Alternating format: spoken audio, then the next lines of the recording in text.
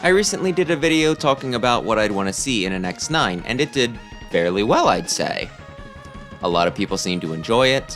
While you can't see it, it had an overwhelming more amount of likes than dislikes, take my word for it, and a lot of people expressed their own wishes for the long-awaited sequel, but there was one point that someone brought up that got me thinking.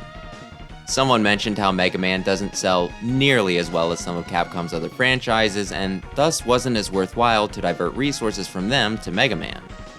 I had a few impulses to this comment. The first was to tell the person that they were wrong, but they did have numbers that a quick Google search did back up, and it's hard to argue with that.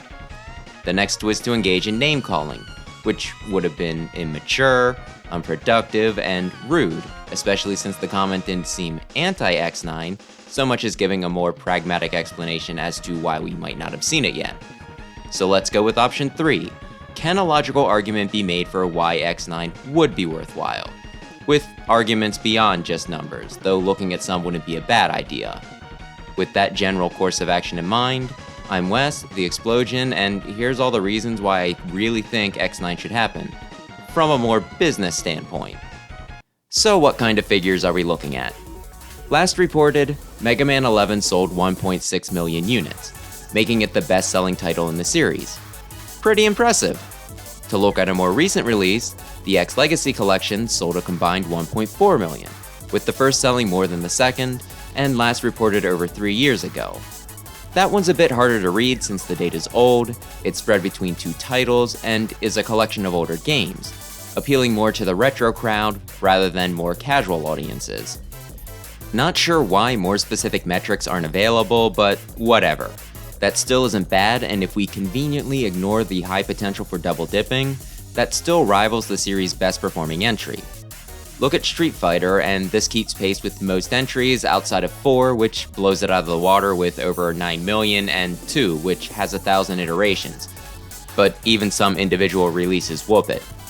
Then there's Monster Hunter, which trounces Mega Man's best numbers almost every release, with its best entry, World, selling 18 million base, and 27 million if we count the DLC Iceborne as separate sales.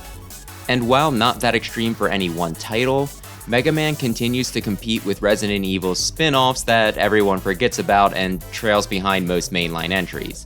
So yeah, I see the argument from a numbers standpoint, though I kinda wished I didn't. Kinda feels like I'm digging myself into a hole even bringing these up, but hey, that'll make it all the more impressive if I somehow manage to dig myself out, right? Oh, and in case anyone's curious, I pulled the Mega Man numbers from Google. There's several articles on them, but for the rest, I checked the VG Sales fandom wiki. Now you may be wondering why I picked those 3 franchises for comparison. Unless you saw the report from a month or 2 back that listed Capcom's best-selling franchises in order. That's right, Resident Evil was number 1, Monster Hunter 2, Street Fighter 3, and Mega Man came in 4th. The list is a bit misleading in a sense, since those series with more entries have more chances to generate sales, and the only reason why Resident Evil is beating out Monster Hunter is because it's been around longer, though they are both definitely juggernauts. Of course, you could also make the argument that better-selling series are more likely to get more games, so that high sales and title numbers go hand in hand, but that's not the point I'm going to make here. No, instead I'm going to say that 4th place is still important, and so are the several spots after that, but today's about Mega Man. When you put all your eggs into one basket, things can get weird.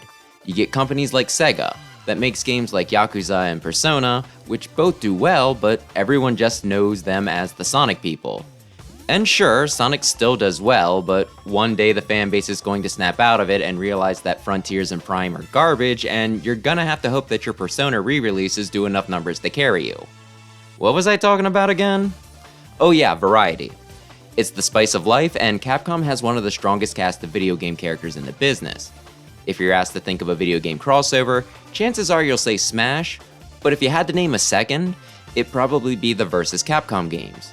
There's a reason why they went from X-Men vs Street Fighter to Marvel vs Capcom. Both had too great of rosters to limit them.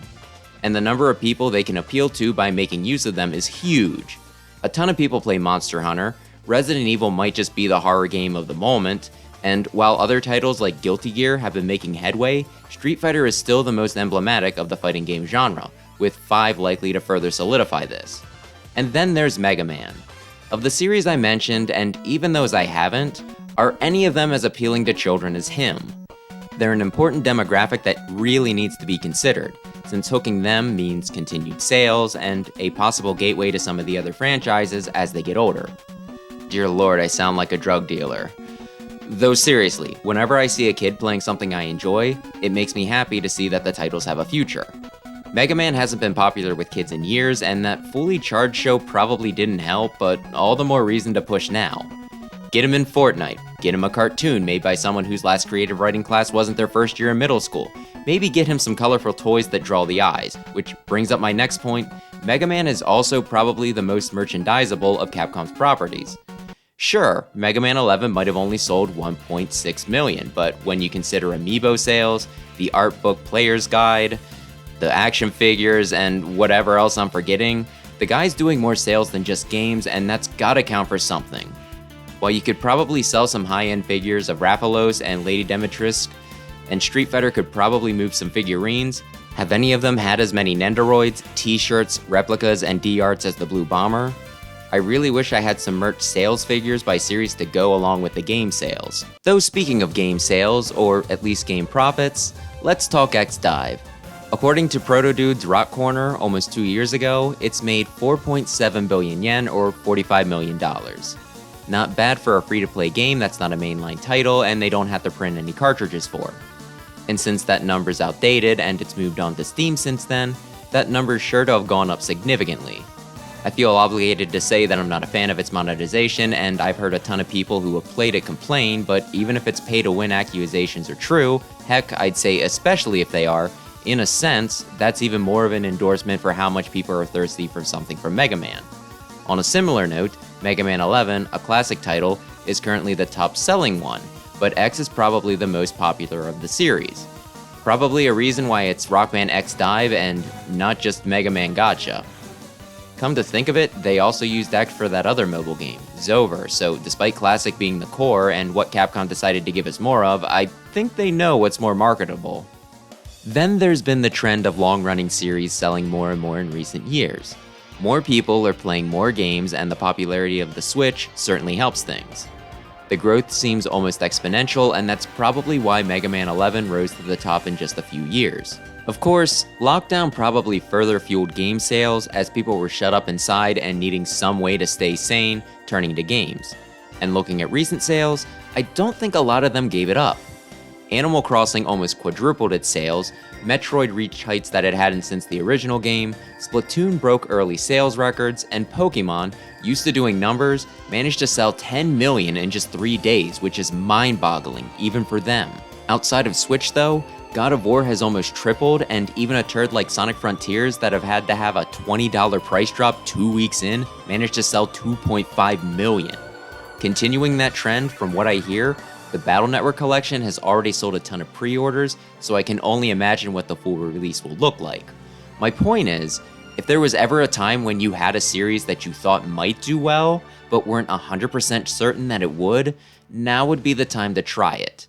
Even if it didn't do gangbusters, it would probably at least turn a tidy enough profit to make it worthwhile, especially on the Switch.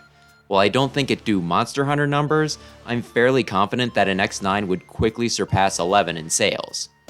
And while we're on the subject, I don't think an X9 would need to do as well as a Monster Hunter or a Resident Evil. Look at Monster Hunter and then look at X8. While they could certainly make X9 take place in wide, sprawling areas, with crazy grappling physics, protracted enemy encounters, a billion weapons, and a ton of crafting, chances are, X9 would be a side-scrolling platformer with around a dozen levels you can complete in about 5 to 10 minutes each, with 3D graphics that aren't super realistic. You can't tell me that both titles would get the same budget or need as much memory space on the cartridges, and even if Capcom didn't charge a full $60, I can't imagine that Mega Man would need to sell nearly as much to make its money back. Heck, if they're worried about diverting resources, they could even farm it out. Inti Creates is a proven hand at creating quality Mega Man games, being behind 9, 10, and the Zero ZX series. They've been doing their own thing lately between Azure Striker Gunvolt and Master Blaster, so if they didn't want to revert to filling out Capcom's catalog, there are a ton of other studios out there that I'm sure would love to get their hands on such a classic franchise and could do a competent job.